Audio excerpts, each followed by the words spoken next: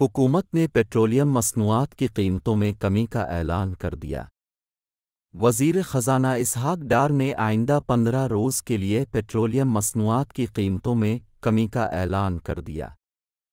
वफ़ाक़ी वज़ीर ख़ज़ाना इसहाक़ डार का कहना था कि पेट्रोल की कीमत में 8 रुपये फ़ी लीटर कमी के बाद नई कीमत 262 रुपये फ़ी लीटर मुक़र्रर की गई है। उन्होंने कहा कि डीज़ल की कीमत में 16 मई को 30 रुपये कमी गई थी और इस बार भी 5 रुपये फ़ी लीटर कमी की गई है, जिसके बाद नई कीमत 253 फ़ी लीटर होगी।